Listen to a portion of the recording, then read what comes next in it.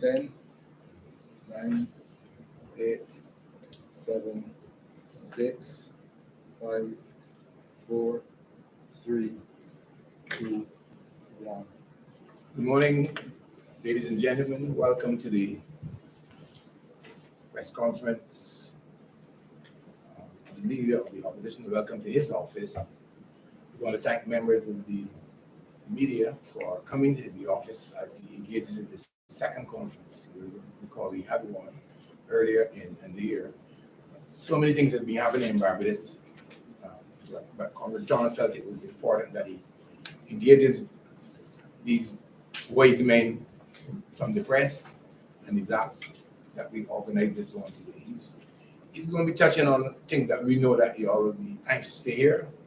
The environment where Barbados is hosting an international cricket game, in an environment where this morning we heard news of 2 more deaths, in the environment where there's confusion here, confusion there. So he's going to make some general statements, and then he will field some questions from the media. So over to you, Comrade Thorne. Thank you. Thanks, Derek, and good morning, media.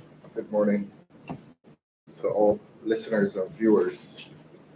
As Comrade Derek said, there are a number of issues touching and concerning life in Barbados today, but I will leave those questions to a very perceptive media. What I want to discuss today is something that has been asked of me for the past few months since I assumed the office of opposition leader.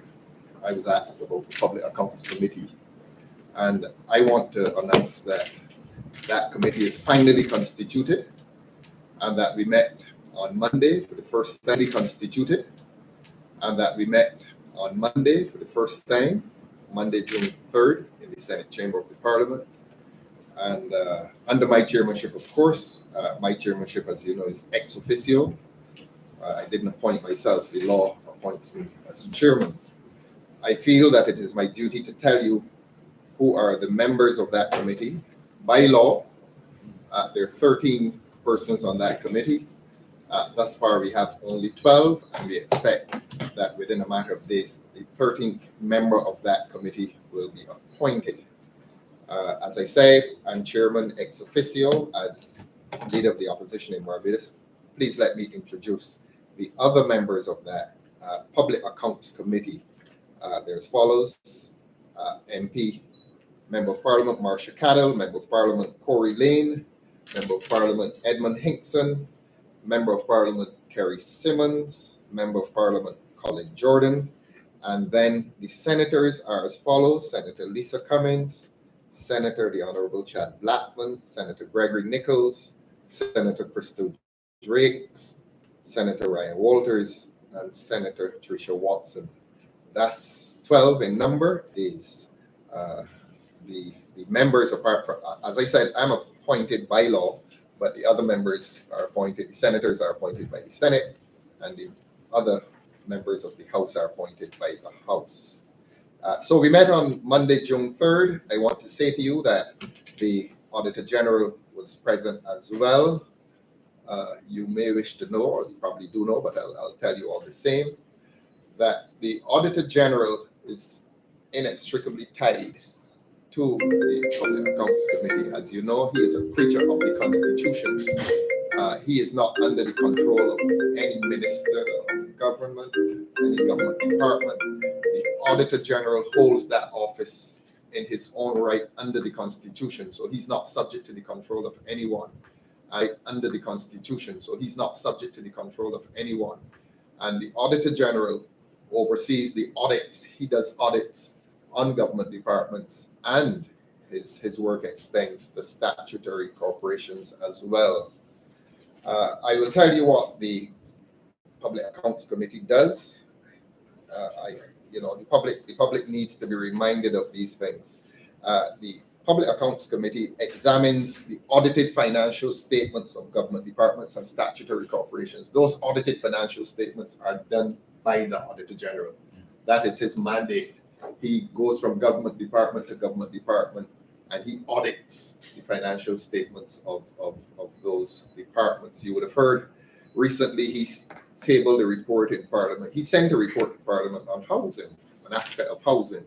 And one minister said that that shows the openness in government. It had nothing to do with government. It was the Auditor General doing his duty. And he sent that report to Parliament. And it was critical of government. And one minister was in self-congratulation. There's no self-congratulation here. That is the work of the Auditor General. He goes from department to department, auditing government's financial activities. So he sends those reports to both houses of Parliament. And I want to say this to you. The Act says that we report after he has done his business. We then report to both houses of Parliament, and this is what the legislation says, with any comments it thinks fit, it being the committee, so that we can report to both houses of Parliament, and we can make comments, and we can do investigations. Now, I want therefore to say to you that, and I want to promise Barbadians that we, certainly under my chairmanship, I see the work of the Public Accounts Committee as inquiring into all government expenditures, which is something in which the public has a vested interest. The public must know how public monies are being spent. And therefore, that is the work we will carry out. We will do it by way of public hearings, because under the Act, the hearings are public, witnesses come and they give evidence, and just like the courts of law in Barbados, it is a public exercise. Yes, and I believe it is carried live, so that people cannot arbitrarily go around spending public monies unless they give account to this Public Accounts Committee. If we find that we are interested based on the public interest, that money should be properly expended at all times. And so I see our duty in relation to government spending as that to scrutinize, to analyze, to criticize where necessary, and to chastise where required. I see that as the role and function of this Public Accounts Committee, certainly under my chairmanship. I want to say to you as well, and I want to promise you, that the work of the Public Accounts Committee will not be held up by absences, whether deliberate or incidental. There are 13 of us. There will be 13 of us within a matter of days. There are 12 right now. A quorum is 5. And I want to promise the people of Barbados that we will be able to find 5 persons for every hearing. Obviously, if we have less than 5, we have to adjourn. And I will promise you this as well, that you will know about the absences. Because again, this work will not be held up, as I said before, by absences, and absences that are not necessary. On every occasion that a member is in Barbados, unless he or she has an absolutely good excuse for absence, we expect that our work must be carried out with a full presence of the Public Accounts Committee. But the law allows a quorum of 5 persons, and Barbadians would be very disappointed if we cannot find 5 persons to do our investigations. So that first meeting was held. We did not have a full presence of persons. I wouldn't tell you who was present, but we did not have a full body of 12. But the Auditor General and his deputy were present. And I want to say to you that we expect that we are going to have a good relationship, as we need to have, with the Auditor General. As I said, the Auditor General is not under the control of any government minister, any ministry, any politician. The Auditor General is a creature of the Constitution, like the Director of Public Prosecutions. The Director of Public Prosecutions is not answerable to anybody in the exercise of her discretions. Similarly, the Auditor General is constituted, he's created by the Constitution of this country, and he has the freedom so to act. If he is auditing government spend, I did not wish to have an adjournment that was too far in the future. So the 24th is going to be with us very shortly, God willing. and we will go back on the 24th. And I want to say to you quite openly, on the 24th, we expect to be setting our agenda. I cannot say to you that at the first meeting we have set our agenda of areas into which we will make inquiry. But I know the public has been discussing over the last few months possible areas that have attracted public attention. I want to say, by way of comment, that something happened last year. A statement was made last year by a member of the government. I'm not going to identify the member right now, but the subject was Sam Lawrence. And this was said quite glibly, and it caught my attention. It was said that, there were cost overruns of 40 million US. I think the figure was 40 million US. But we had discussions with the contractor, and we got the contractor to agree to take 20 million US. Now here it is, a project, the contractor sends his bill into government. He claims, or somebody claims, that it is $40 million US cost overrun. Now, as far as we are aware, a cost overrun are money spent in excess of the budget or in excess of the contractually agreed amounts. It means that you have spent $40 million more than you contractually agreed to spend, but you're saying, this is what I have spent. So that if the contract was for 100 million, you're saying I spent 140 million. That's a cost overrun. Now, it attracts one's attention because if you have spent $40 million more than you contracted or budgeted or agreed to spend, do you then say after that, oh, well, budgeted or agreed to spend? Do you then say after that, oh, well, I agree to accept 20 million? Which contractor, which businessman agrees to sacrifice 20 million US dollars? And that was said, and Barbadians accepted it. Now, if you have a sharp ear and a sharp eye, it catches your attention. Which businessman spends 104, and I'm only using the figure 100 for the sake of convenience, but which businessman spends $40 million in excess of budget or agreed sums, sends his bill to government for the 40 million cost overrun, and then agrees to accept 20 million? In other words, he's accepting a loss of 20 million US dollars. 20 million. That is what Barbadians were told, and Barbadians sat back.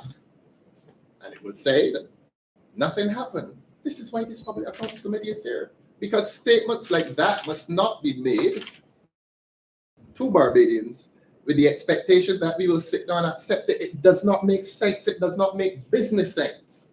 Yes? And that is why this Public Accounts Committee needs to get active. Now, that is not a promise that we will be making inquiry into that Sam Lawrence statement.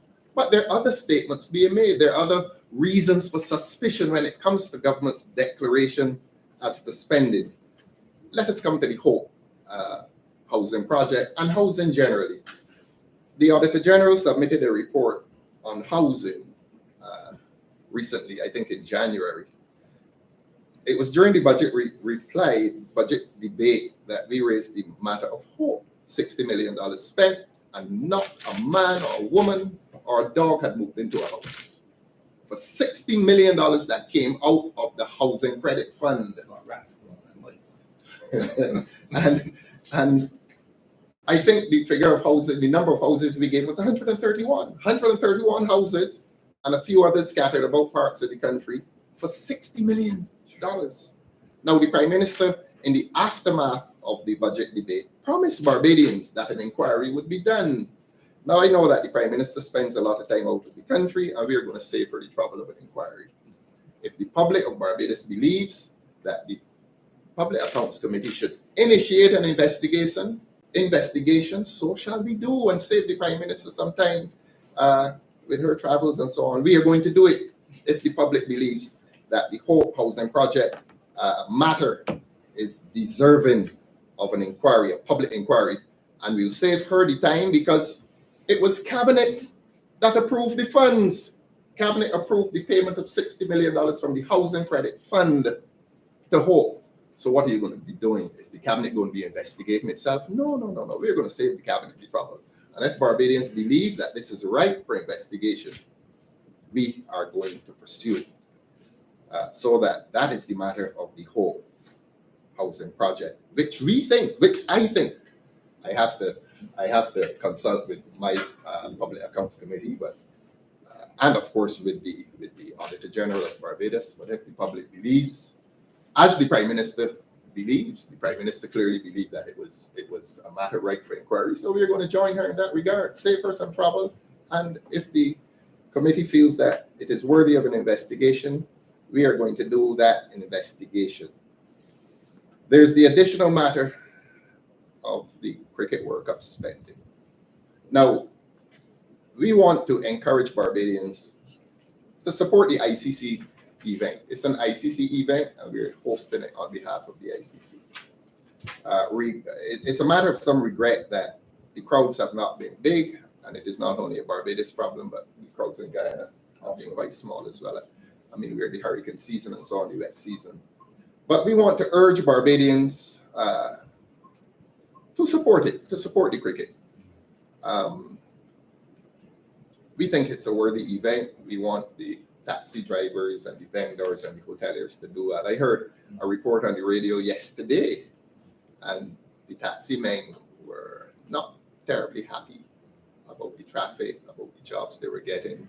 And everybody was speaking rather conservatively, and everybody was invoking God's name and hoping that things would turn better. There's the England-Australia game on this weekend, so we're hoping that things improve. While things may improve in terms of attendances at the ground, it seems that things have not improved in terms of public expenditures of public monies. Again, we've heard several conflicting statements about this 25 million US, 50 million Barbados dollars, how it is being spent. When it first came to public attention, we were told that the spending was on Kensington and for cricket development. That seemed to have exceeded the borders of Kensington, because again we were told that 5 million is going to Oistins. That's a different story. I'll address that presently. We were told that some went to the police cricket ground. Of course, the police cricket ground has been rejected by the ICC, so whatever monies have been spent there have been wasted on the ICC's project. But there is a lot of inconsistency in government's reports in relation to its spending. We do not know. We were told that the most expensive item of expenditure at Kensington was the $7 million for the lights. I think I am correct in saying that Parliament voted that $7 million to be spent on the lights. So the $50 million Barbados is still intact. That $7 million did not come out of the $50 million. So Barbadians need to ask, where has this $50 million gone? If the most expensive item at Kensington was the lights, you painted, you brush off the chairs, you swept, you upgraded the ground, but the admission has been made. $7 million was the highest expense. And then you go to Oistins, $5 million. I was in a parliamentary debate, and I was interrupted on this issue of Oistins, and I was told by the person who interrupted me that the RFP, that is the bid document for Oistins, was made, I think, on April 4th or 5th. The work on Oistins started a few days after April 4th or 5th. Yeah. So this is record time. People who know these things, it will catch their attention. A bid is made to the public, bid for the work on Oistins on the 4th or the 5th of April. Within a matter of days, the work starts. That certainly reflects on the authenticity of the bid. They call it an RFP, a request for proposal. So on April 5th, you send out an RFP, that is to say a bid. You're asking the public, bid for the Oistins job. And that job begins within a matter of days. Doesn't happen. Not with government. Everybody knows government is bureaucratic and things take time. But here we are. We became suspicious when within a matter of days, the Oistins work starts after a bid document goes into the media on April 4th or 5th. Something is wrong something becomes rotten in the state of Denmark, when work starts within a few days after a bid is advertised in the newspaper. So Barbadians become curious. And you drive through Oystins and the work is very ad hoc. They put on some verandas onto the kiosk. The tenants will have to tell you whether those verandas will affect the temperatures in the kitchen eventually, but that's another matter. Suffice it to say, we are happy that work has been done in Oystins. We're extremely happy that life has been made more comfortable, except that I drove by Oystins 2 Saturdays after a shower, and there's a large pool of water outside of Sheffet. That's the area between Sheffet and the boatyard. And it seems that the works have done something to flooding in Oystins. But casual observers are not satisfied that $5 million has been spent in Oystins. So there's nothing wrong with saying that. I think there's everything right with saying that we are happy for the people in the Bay Garden in Oystins. But as taxpayers, as citizens, we are not happy that the expenditures are dubious, that people do not believe that $5 million has been spent in Oystins. So what do? You give everybody a tent.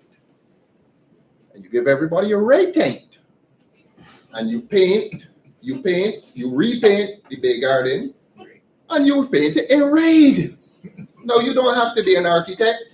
You don't have to be any art critic to know that you do not put red next to a beach. It is aesthetically ugly. You try to blend the area in with the marine environment, green. I don't even want to say blue, but try green. Try green. Try some aquamarine color. It is offensive. It is jarring. You drive by there after this press conference and tell me how it hits you. You cannot. No architect worth his salt is going to put a splash of red next to a beach. It's ugly. So that in that way, they have disadvantaged the people who are there. They have given them a product that is aesthetically not pleasing to the eye. They have diminished the Oystins product for the sake of partisan politics, and that needs to be said. It becomes like the mark of the beast, that a place that used to be pleasant and in terms of its colors, serene. In terms of its serene, in terms of its ambiance, flash this red in people's faces. Danger, perhaps. You're confronted with this red, and we all know what that is about. You cannot, and you must not, and government must not politicize every event. You begin to distress a government even further when a project of this nature has to become a partisan exercise. What are you doing to people? We've criticized this government for depriving people of their freedoms. Yes, there's artistic freedom, but this is not artistic freedom. This is a political machination against the people of Oystins. And that is a matter of some concern. You see, it all fits in with government's propagandistic efforts. Everything is about propaganda. Everything is about converting people. Everything is about converting people to the government's way of doing things. The concern I have as a Barbadian, propaganda is psychological violence. And when psychological violence or when propaganda fails, what's the next phase? I don't even want to mention. So that the CWC spending is doubtful. We've heard Mr. Lynch. Barbadians do not believe, and I'm going to say this to the government and I'll say this to Mr. Lynch, Barbadians do not believe that $50 million has been expended on cricket and cricket development. Now, the Prime Minister held a town hall meeting for the branches of the BLP down there last week. Very successful Barbados Labour Party meeting of its various branches. It's a fact because we do know that 30 members of each constituency, I'll say that again, each constituency branch was asked and ordered to bring at least 30 people to Kensington. 30 Derek, by 30 is what, 900 people? 900. It was very successful. I think they had more than 900 people. But it was a very successful Barbados Labour Party joint branch meeting. And I want to say this. I heard Mr. Garner speak, and I don't want to necessarily identify Mr. Garner as being a political figure, which he is not. But when he spoke, he talked about his beginnings at South Point. And he was very careful. He said, look, my cricket began, he's talking at Kensington, and I know the expectation, government's expectation was that Joel would have started saying what a beautiful facility it is. The dumps man don't think so. The dumps man says it looks just like the old Kensington that he knew. And here was Mr. Garner brought to augment government's effort at propaganda. And Mr. Garner went back to South Point.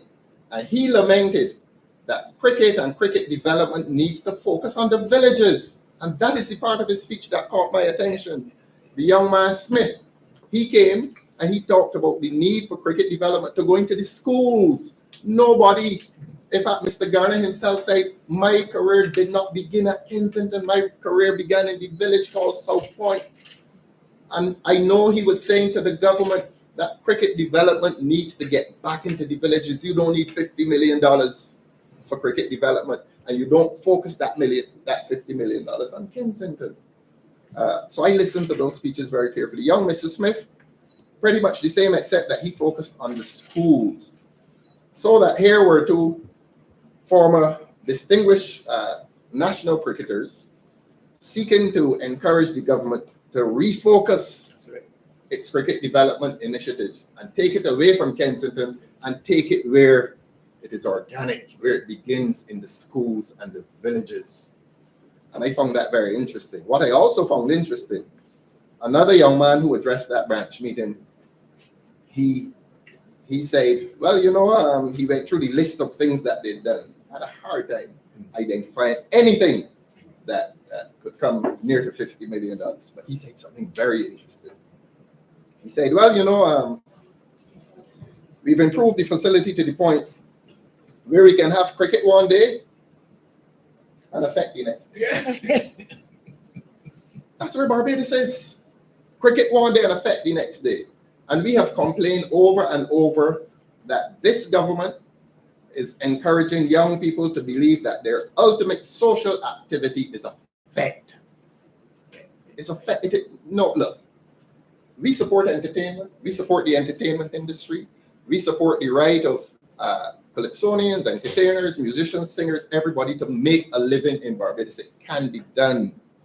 But at the same time, you cannot give the young people of this country the impression that their ultimate social activity is a fact. I mean, what are you doing to the minds of young people? This country, I like to talk about its social ballast. That part of this country that it's like a ship on the seas. A ship does not tip over because it has ballast, the weights in the bottom of the ship. And I have always seen the social institutions of this country as providing that social ballast, that thing that balances this country, that thing that gives this country its social stability. It's clubs, football, cricket, netball, it's churches. These are the institutions that have made Barbados stable, that has made Barbados a stable society.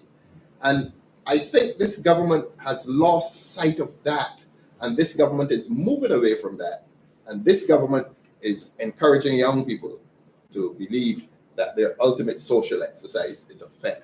Nothing wrong with the fair, nothing wrong with crop over, but it must not be your mainstream social activity. And that's what the young man said. Cricket one day and affect the next. So you don't know which is the priority for this government. Is it cricket or is it effect? And as I've said, every young person now in Barbados, a lot of young people have no regard for those old institutions that made this society stable. The cricket club, the football club, the church. I mean, the church is such an important institution in Barbados. And I don't want to become sentimental here, but it used to be a sacred moment. There are weekends. Yeah. all the churches used to be full, and we took it for granted. We took it for granted. We say, well, that's just something that happens in Barbados. On weekends, it's natural. On weekends, everybody just happens to be in a church. And the churches just happen to be full. But it was doing something for this country. It was providing this country not only with its stability, but with its value system. That's what it was doing for this country. And under this government, we are losing that social ballast. We are losing that sense of what is precious, what is sacred, what has made Barbadians who we are, that stability that we need in this country. So that Kensington now has been transformed from that sacred location that produced the likes of Sagari and Seymour Nurse, McDonald Nurse, and Derek was telling me that today is the 100th birthday. This year is the 100th birthday of Sir Frank Worrell. He is on our $5 bill. Barbadians need to know who their heroes are. This government has not reminded us of our moral values. And I know people think that that is a subject that is not fashionable, but this country needs to find its soul again. And every government initiative is disclosing or revealing that this government is into a kind of vulgar materialism, and that it has lost its soul, it has lost its sense of moral values. Our young people are adrift because this government tells them that if it isn't cricket, it's a fact. And there is no pause for social stability. There is no pause for associating with our institutions that create stability and create people who have a sense of moral values. So that is the CWC spending. I've listened to the call-in programs. A lot of people are concerned that the roads in urban Barbados, and urban would be Bridgetown, and suburban Christchurch and parts of St. James, perhaps. All of the arteries out of Kensington have been repaired. St. Thomas, of all places, they're complaining that Bridgefield cannot get repaired. St. Thomas, that has been so faithful and loyal to this government, they can't get Bridgefield done. So the question must be asked, for whom is this government functioning? Is it functioning in the interest of Barbadians, or is it functioning in the interest of people who will be here for 1 month? So that is that. But let me come back to the spending. We do not believe as an opposition party that government can justify its spending in relation to World Cup. And if the people of this country wishes to do so, we are going to pursue an investigation under the aegis of the Public Accounts Committee and look into this issue of World Cup spending. We are not happy that it has been done with propriety. We are not happy about that. And if the lights are the most expensive items, and if the lights were not included in the 50 million, tell us where that 50 million has gone. And if you try to convince Barbadians that $5 million have gone to Oistins, we do not believe you, government. We do not believe you. So tell us where this money has gone. Tell us that this $50 million could have done a lot, or 25 of the $50 million could have done a lot for poor Barbadians. It could have employed a lot of Barbadians. This $50 million could have done so much, but it is $50 million lost to this country, lost from this country. And if the people of Barbados wish us to, we will certainly ask the Public Accounts Committee to pursue that as a part of our legitimate right to investigate. Thank you for that. Thanks, Calvin. Another area of concern, the marijuana industry.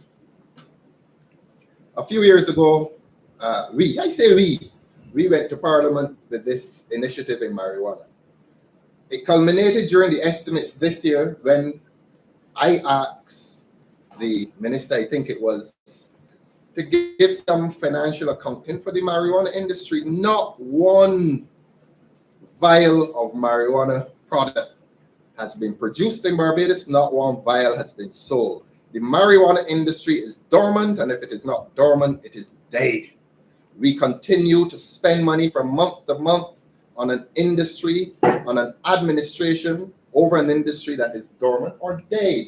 During the estimates, I think we calculated that $15 million had been so far up to March this year spent on the marijuana industry that does not exist. Give an account to Barbadians, government. Give an account to Barbadians as to the status of an industry. Are there prospects for it? Have we missed the chance to develop a viable marijuana industry? For how much longer do we intend to spend money on this so-called marijuana industry that is non-existent? We have a CEO and a staff and everybody looking through a window when the mornings come and the evenings, and the industry is non-existent. For how long are we going to spend this money on a non-existent industry? For how long are we going to spend money on an industry that was headed by a person who was elevated? People don't normally get elevated for failure. But if the ministry did not get off the ground under the senator has been promoted into a ministry, I can only say that's reward for failure. Yes, it must be reward for failure.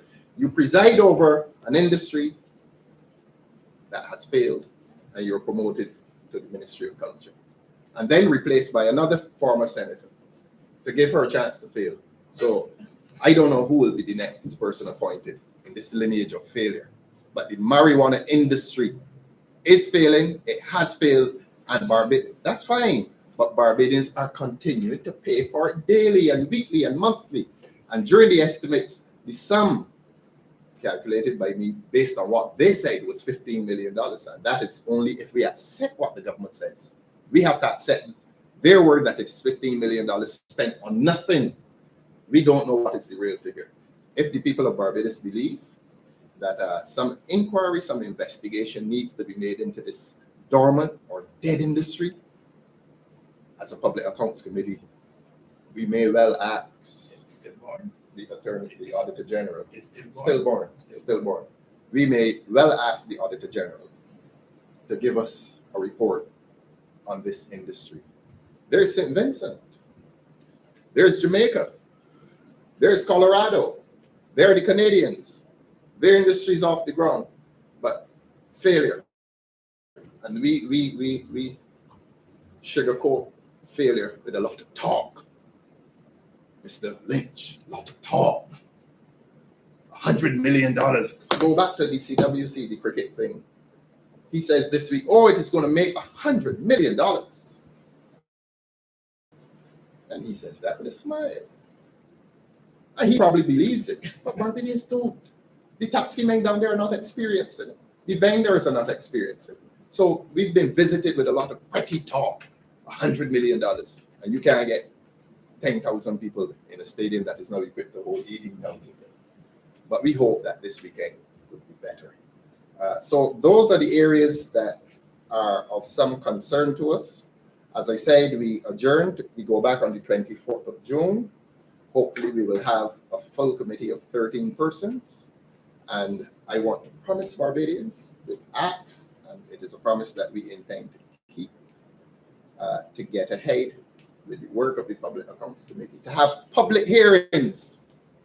Just as Parliament is broadcast publicly when people come to give evidence, to give account to this country, it is our money. It is the money that belongs to the public, and the public must hear firsthand how that money has been spent. So those hearings will be public. They'll be conducted on the precincts of Parliament. You can come and hear them, or you can watch it online. We intend to have public hearings. We intend to have fair hearings. We intend to have hearings that are open and transparent. And that is what we intend to do. As I've said, if I don't want to use the word boycott, but if all 13 persons cannot be present, I want to be able to promise you that we'll have five as a quorum. And I will say this: the only thing that will stop us from having those hearings is if Parliament is dissolved and an election is called. So if they want to interrupt the work of the Public Accounts Committee, call the election so that we can't have the hearings. And I say that to give government a message that in spite of all that they think is happening, this Democratic Labour Party is preparing itself for an election. If this government wants to call an election 2.5 years into a 5-year term, let them do it. If this government wants to interrupt the work of the Public Accounts Committee by calling an election, let them do it. If this government wants to satisfy people that it has a progressive program for this country's development and that after 2.5 or 3 years you're going to call an election again, call it. Call it and see what the people of Barbados have in store for you. We in this Democratic Labour Party, I am not shy about saying this. We are preparing ourselves. So let the government delude itself into believing that there's not a lot of work going on within this party. The people, as I said on the last occasion, and I say it here again, the issue within the Democratic Labour Party has national consequences. And it is a matter of national concern. And I assure the people of Barbados that we are responding by preparing ourselves not only to be a viable 69-year-old party, but to be a viable opposition and to be a viable alternative for government. So if the government wishes to stop the work of the PAC and to convince Barbadians that there's some compelling reason to call an election only after 2.5 years, let them do it. Right. Go right ahead. Let them do it. We'll be ready. We will be ready. So they may have a dilemma. They may have a dilemma. Either you listen to the work and the hearings of the Public Accounts Committee, and if the government doesn't want the people to hear the Public Accounts Committee, they disturb it, disturb our work, dissolve Parliament, and call an election. They have a nice dilemma, but I want to assure them, and I want to assure the people of Barbados that the Democratic Labour Party will be ready when the election is called. If it is not called this year, and if it is not called early next year, the people of Barbados will hear the work of the Public Accounts Committee. So people of Barbados choose.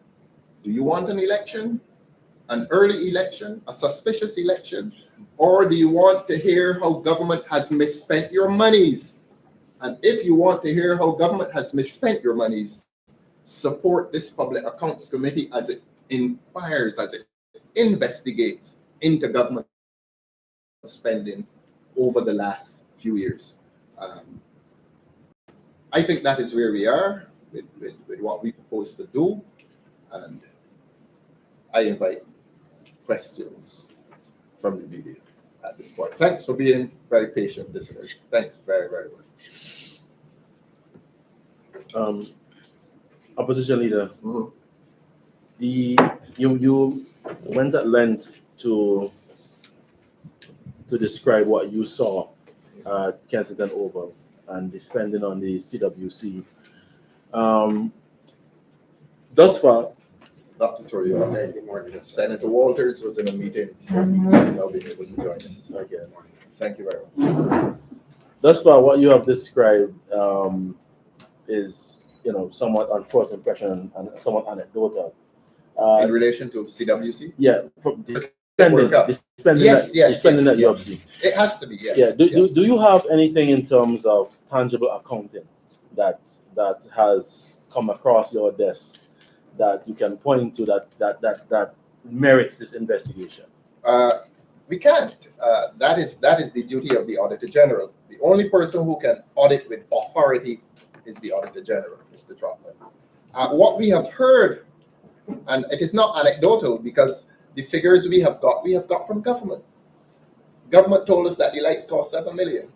Government went to Parliament and voted for the 7 million. Government told us that oysters cost 5 million. We didn't, so that's not us. That is what government has told us. I believe government may have told us that the police ground, the bathrooms that they fixed and the mold they put down was $175,000. So it's not anecdotal. It's not the substance of gossip or rumor.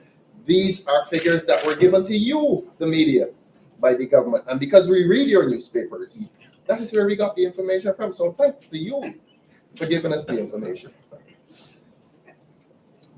Question. Yes. Leader of the opposition, good to say that. Welcome.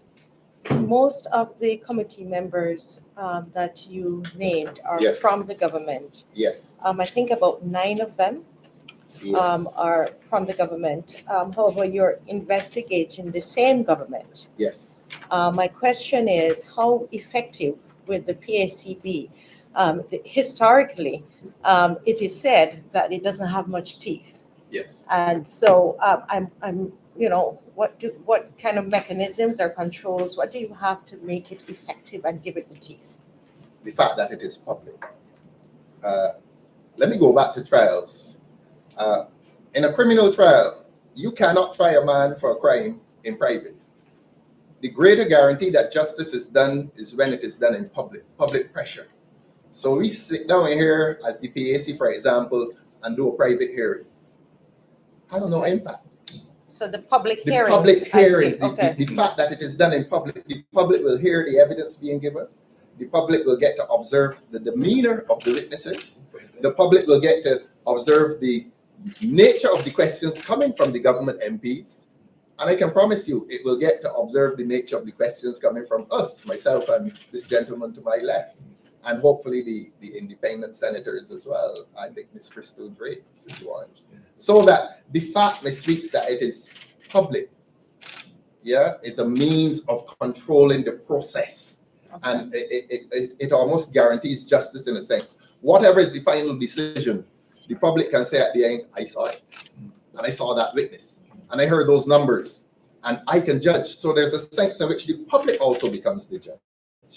Because it is open and it is in public. Makes sense. And And people are not foolish. People know when a fella is telling falsehoods. They know when a fella is prevaricating. They know when a fella is shifting and ducking and bobbing and weaving. They know because it will be done in public. Yeah.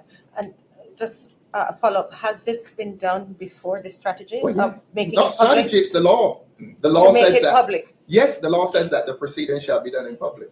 I suppose people are a little more excited now and they forget that it used to happen in the past. I don't know why they're so excited.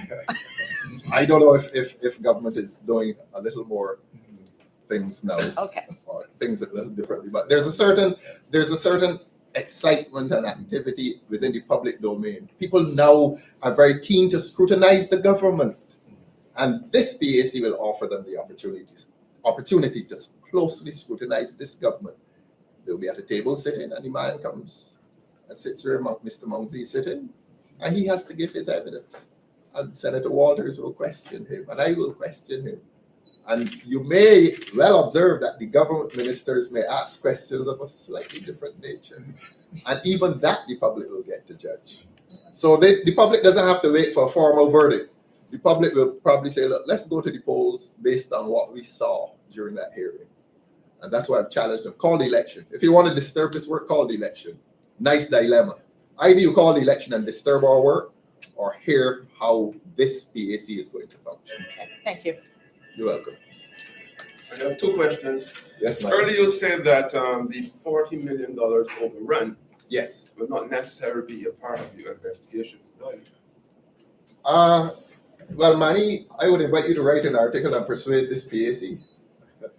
But you heard the interview. You heard that interview, and you were as alarmed as I was. You see, there's a sense in which the PAC, under my chairmanship for sure, will respond to public interest and public demand and public requests. We cannot ignore a public that is asking us to do an inquiry. We cannot do that. So that if Mr. Joseph writes a compelling article, he may well find that the parliamentarians say, boy, you can't avoid Mr. Joseph. No, but asking why you say you're not. No, I said we have not committed to doing, we haven't set an agenda as yet. Right. I just reminded Barbadians of the burning issues. And that was one that caught my attention. It may not have caught the attention of other Barbadians, but it caught my attention. The question of a contractor accepting the loss of $20 million US. Where in the world does that happen? And I am glad that you are now convinced that that should be a matter for the PAC. I thank you for that.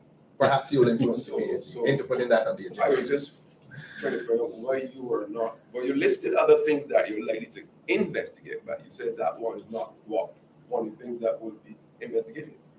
You just said that. Did I say that? Oh, well, perhaps I was inviting the media to do your own poll as to whether that's a matter right for So investigation. you don't think so as well?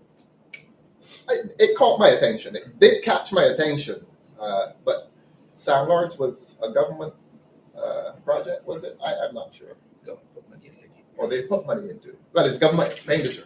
So it is a matter that can come under investigation. But Manny, if you think it should be investigated, I carry your message to the committee. That influencer. Yes. The media in this country is very, very influential. They call you all the fourth estate, and it is the media that informs the public. Even though A misinformed public, a miseducated or uninformed public, is not a good thing at all. even though we use conveniently, but nevertheless, the other thing is you said the LP is ready. You really think Barbadians Think so? believe that? I don't think any party is ready for an election. The BLP is not ready either. But I want to know what you say then. Why did you say it? No. I said we will be ready. No, you say you're ready.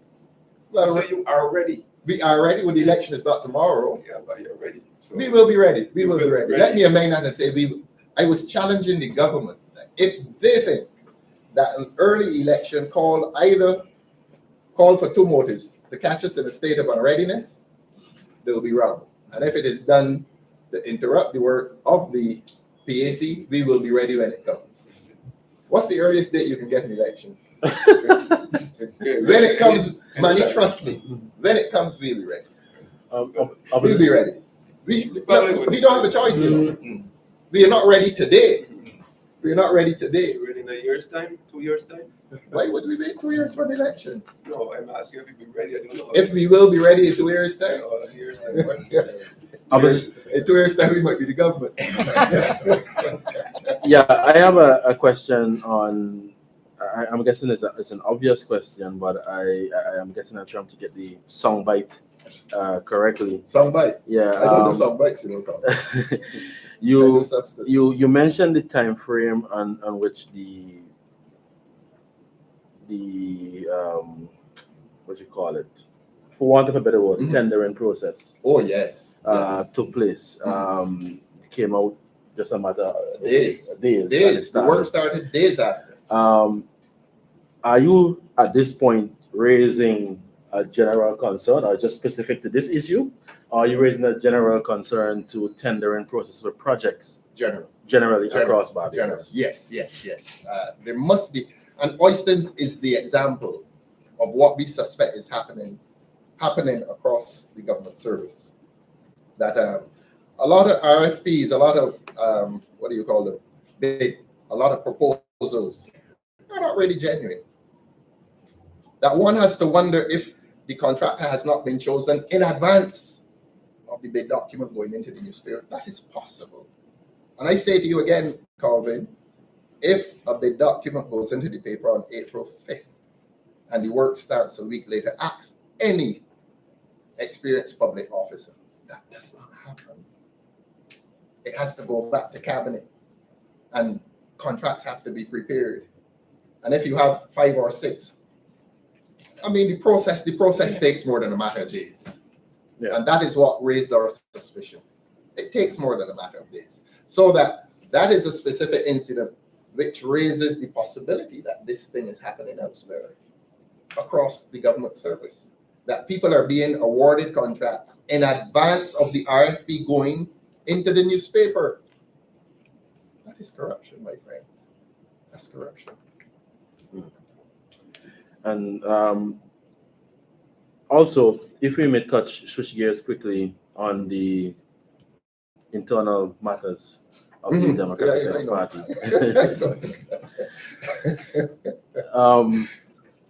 You would have, since the court ruling, based on what I've been getting from my ears to the ground, having my ears to the ground, you've had a general council meeting. You've had We saw y'all up there last night. You've had an executive council meeting last night. How you know this? As I said, my ears are to the ground. It is being said that there are some issues being trashed out as it relates to laptops containing. You tell us. You tell us. Files pertinent to the running of the party. Could you shed some light? So you're saying, Carl? No, I am not saying anything, sir. I am asking a question. Ask your question directly. First of all, could you verify the veracity of what I just brought to the fore What did you bring to the fore again? about the laptops being missing? You're missing. Yes. And how does that, if that is true, Mhm. how does that affect the ability for the everyday functioning of the party, given the pertinent files such as members list Mhm. that would be on critical to the functioning of the party? Last week I went to court, and I felt that as political leader, I had a political and moral obligation to be present. Right, he's not to go. I had to be there. I mean, the party has been put in court. The political leader, so described, has to go. And I heard the Chief Justice, during the giving of his order, asked that nothing be done to disrupt the work of the party. Yeah. It is still before the court. We are going back on the 26th. So, Colvin, I am probably a little too experienced as a lawyer to make liberal comment as to the goings on while the matter is before the court. I could say something to you here now that may touch on concern or may impact the proceedings that will continue on the 26th. So I have a responsibility as a lawyer. I have a responsibility as party leader, not to give too much disclosure while the matter is still before the court. But I thank you for the information, though.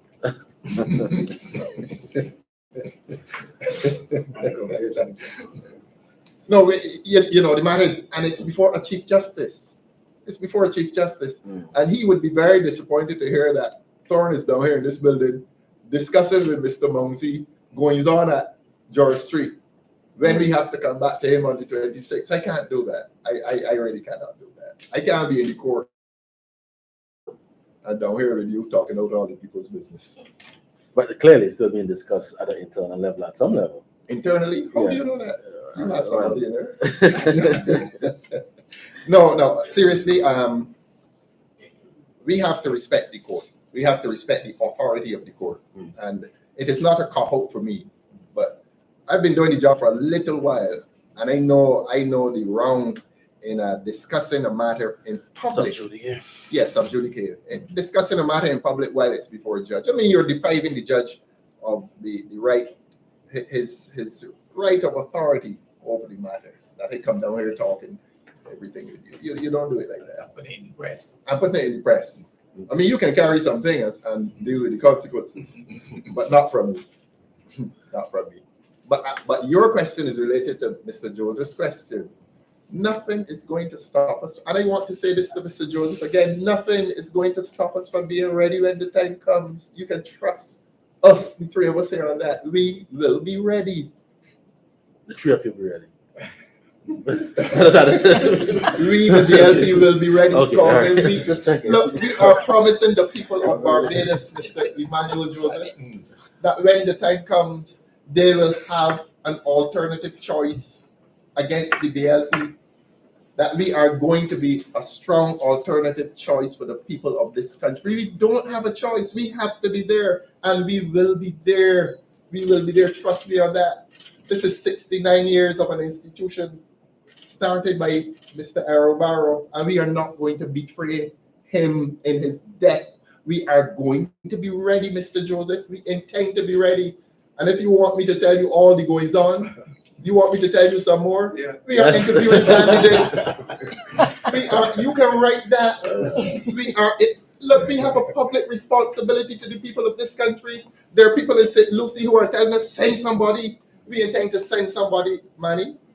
We are going to send somebody to St. Lucie and to St. Joseph and to St. John and to all 5 parishes in Christchurch. All 30 constituencies will have candidates. I say that to the people of Barbados because we have a duty to serve the people of Barbados in the way that we've served them in the past. This party is too strong. This party is too proud.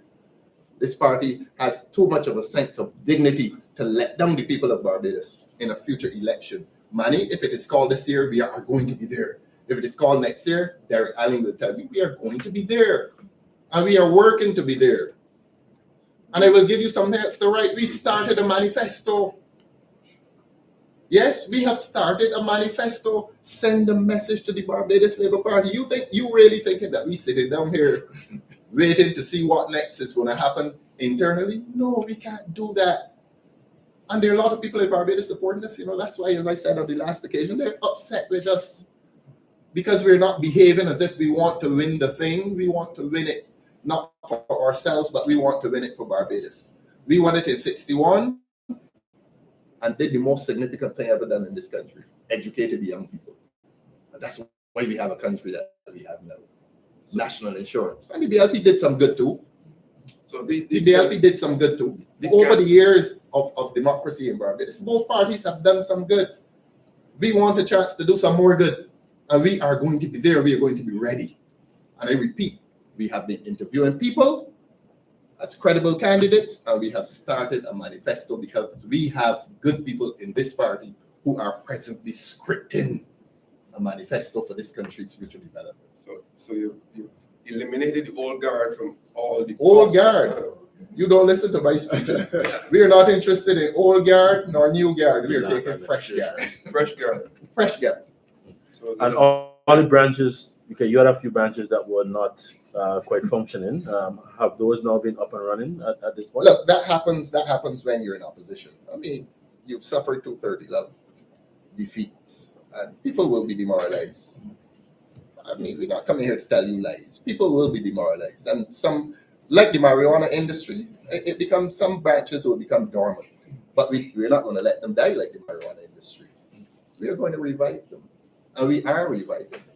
And trust me, Calvin, there is a resurgence of interest in the Democratic Labour Party. I know what I'm telling you. There is a resurgence of interest. In the interest of transparency, how many branches do you have that are not? As far as I'm aware, they did not know. We had representation. Three? Only 3 branches, for one reason or another, could not make it. Please send that message to the Barbados Labour Party. Let them fool themselves. They don't have candidates in St. Thomas. They You hold that against them? they have an MP in St. We have an MP. She's on the rail. My good friend, she's on the rail.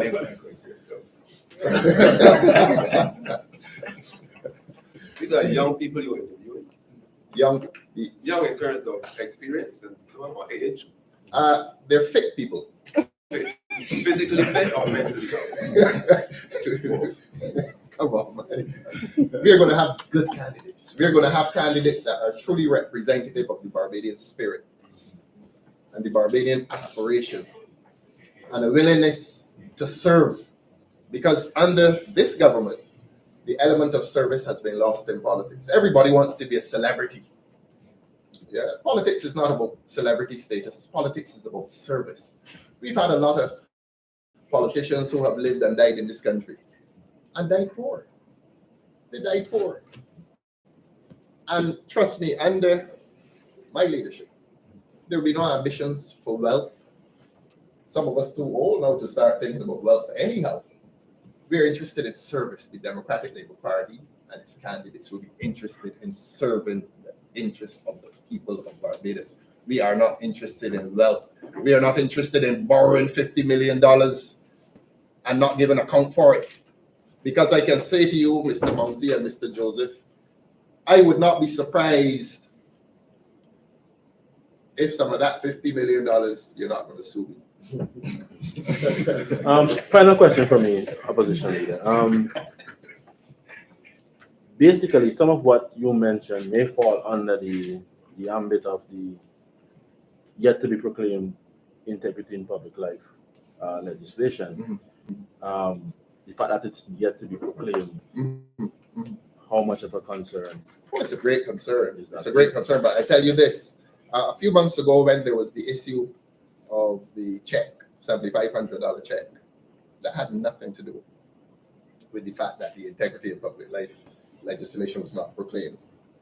We have a Prevention of Corruption Act, which is alive. And I referred to this in the budget reply, that matter could have fallen under the scrutiny of the Prevention of Corruption Act.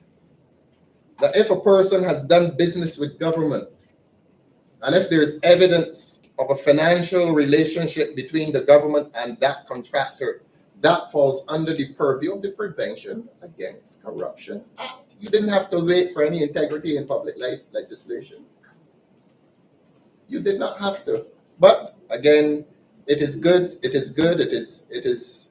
We should have that legislation. But the absence of that legislation does not weaken the authority of the Director of Public Prosecutions to make inquiry into the question of that check.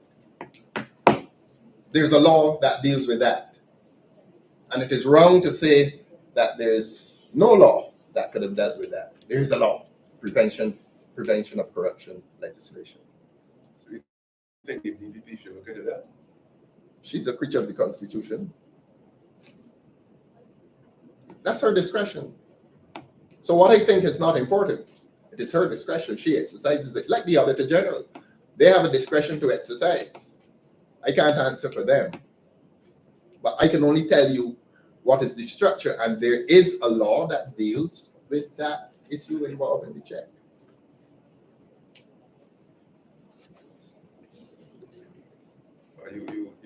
You part of that one. I did?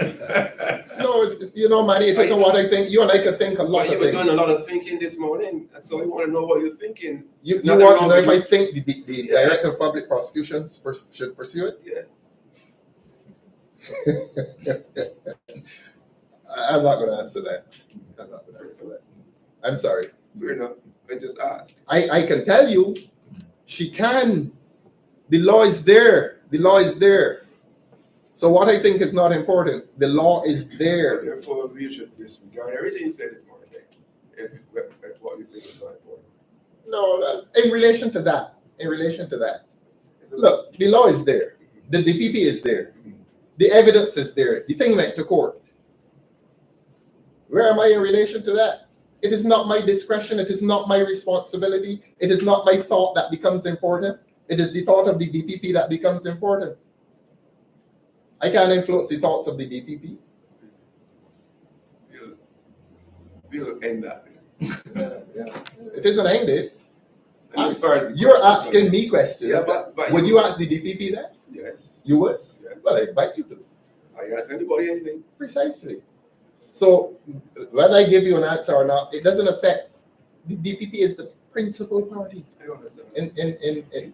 She is the only person in this country who can initiate court proceedings or terminate court proceedings. She's the only person with that power. So whether I think she should or not, it's neither here nor there. It is a system. My thoughts have no bearing on her powers. That's what I was saying to you in other I language. don't understand. Yeah, thanks.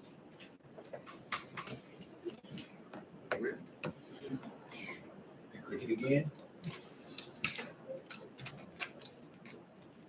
Covered. You want to- That's it from me. Thank you. Senator Walters, you wanted to add anything? Yes. Good morning, everyone. I'm not sure if you touched on the opposition leader on the situation of crime. Coincidentally, on the first day we had a press conference a few weeks ago, there were shootings just 2 days before in Christchurch. Great Oaks wants to consider those injuries. Last night, this morning, I woke up to pretty much WhatsApp messages where there were two different shootings and which resulted in murder. One very close to home in pretty much in the constituency of Jamaica Northwest in Tree Hill.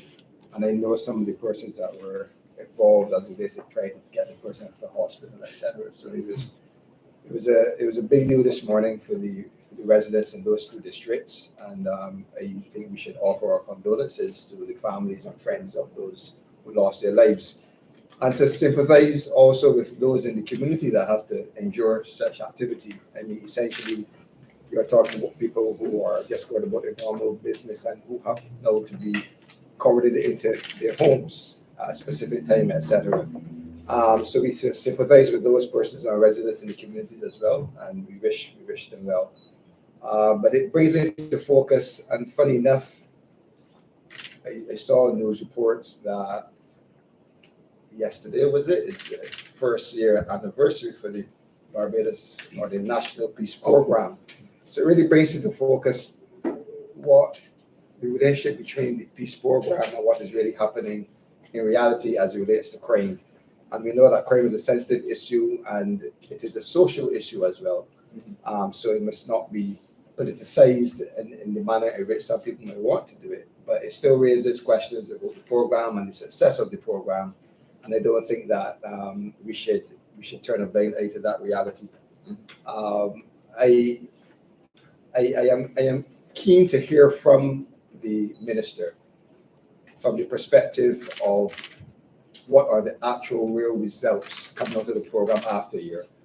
And it will be interesting also to see if there will be adjustments going forward, because obviously once you have an experience in something, you're able to do an assessment and then to make adjustments that will tweak it to make it better.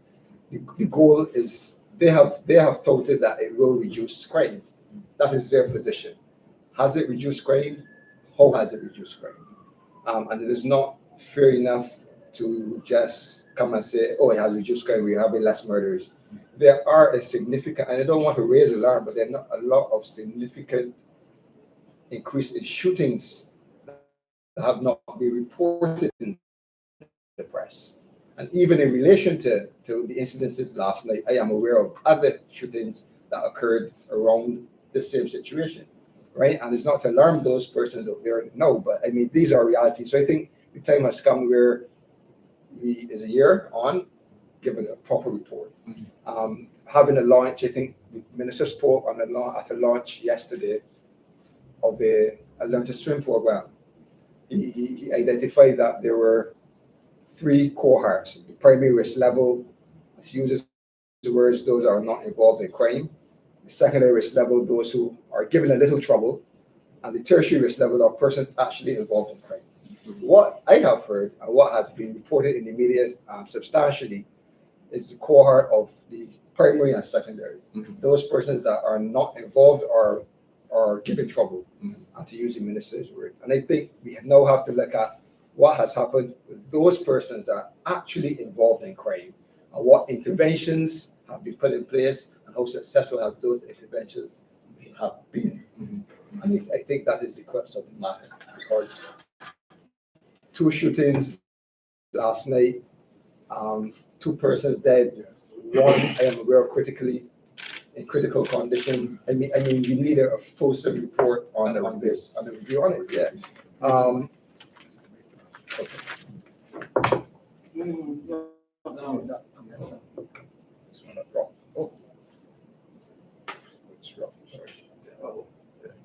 So I think the time has come where that sort of analysis, because of the relationship that the government has placed with the peace program, and match it against solving crime. And that is the basis of the formation of the program. And it, again, are we spending our taxpayers' money wisely? We have a minister that is in charge of our peace program, but we have a slew of initiatives over the last 12 months that are geared to youth and youth development. And we have a Ministry of Youth Affairs. We have other associate bodies that deal and handle with youth affairs. We have a situation where the peace program itself has engaged charities and those persons that are involved in youthful activity in terms of developing youth. How are we using taxpayers' money to develop a system where we have a minister with all the requisite supports that comes with a minister and all the associated spend, when we can be utilizing those funds in a different way? So you're saying essentially that there are crossings. Yes, pretty much. Right, pretty much. Right. Falling over. Yeah. And one other issue raised with the program is that I don't think that we have seen enough programs surrounding females. Excellent. I don't believe we've seen a lot of programs surrounding females in Barbados, and females play a very important role in our society.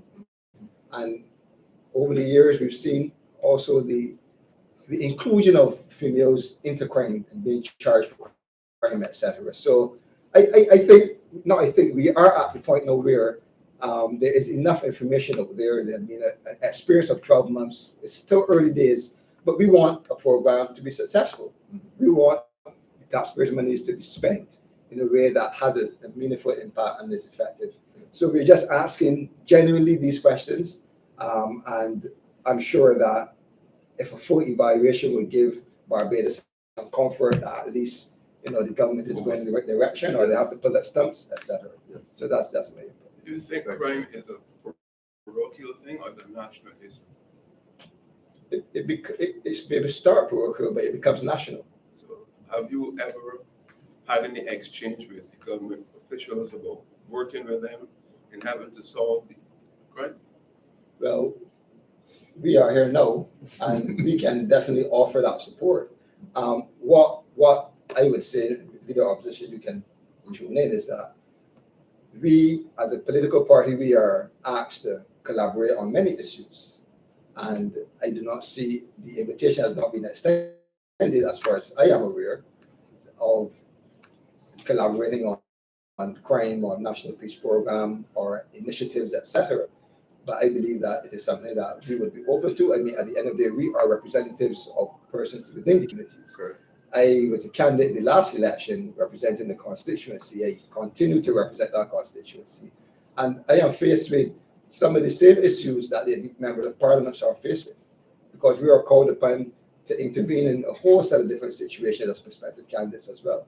And obviously, as a member of the Democratic Labour Party, who is a main political party on the island. So I think it's something that we will get involved. I leave it to the leader of opposition to the extent, but obviously the invitation has not been extended, at least not to this group. I would like to just make a comment because I received, I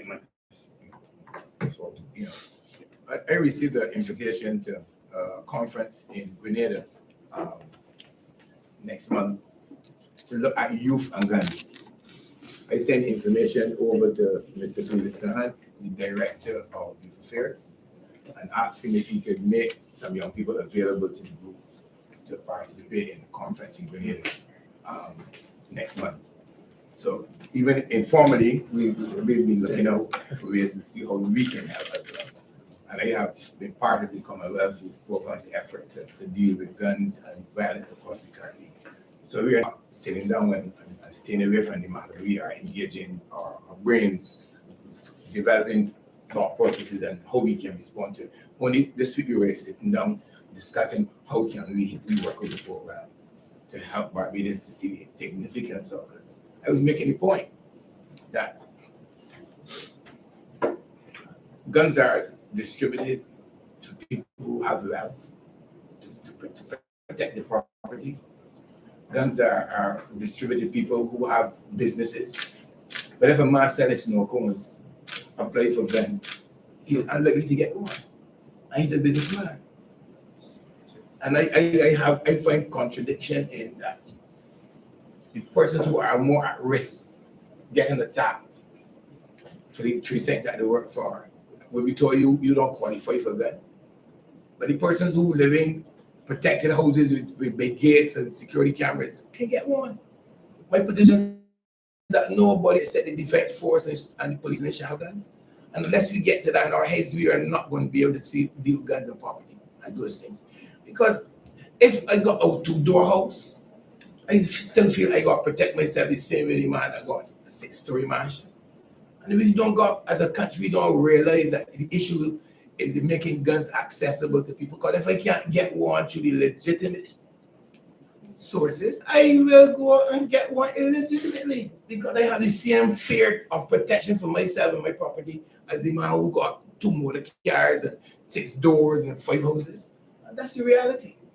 I've been to the United Nations talking about guns and violence. I've been all across the Caribbean, and the problem is the same thing. Some people have a right to protect themselves and their property, and others don't. And the ones who don't have that they get that right are the ones who go and do the illegal things. Because a guy needs to protect his property, whether it's marijuana, whether it's cocaine, or whether it's guns. Period. I get emotional about it. I just want to find out, because the word on the ground is that there is some fragmentation now in terms of your senatorial representation.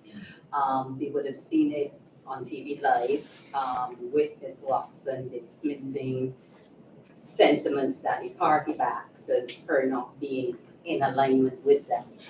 There have been other rumblings on the ground that there may be some sparring there. So I'm just wondering what the position really and truly is. You mean rumblings on the ground? With you and Ms. Watson. I don't know of any rumblings. I don't know of the ground. We are here today as a team. But she's not here today, she'll Well, be elsewhere, but we see, Senator- right, we see Senator- Senator Senator- Walters. He was yes. he was late too. Oh, okay, He was okay. late as well. So- He had other work to do, Oh, and I expect that she has other work to do. okay, so there's no truth to the fact that there's We're some a team. fragmentation. We were there Aligned together. forever, We were. I beg your pardon. aligned forever, Nothing is forever. But we were there at the PAC together on Monday. okay, okay, Don't worry about the rumblings, Miss Bird. all right. That's it.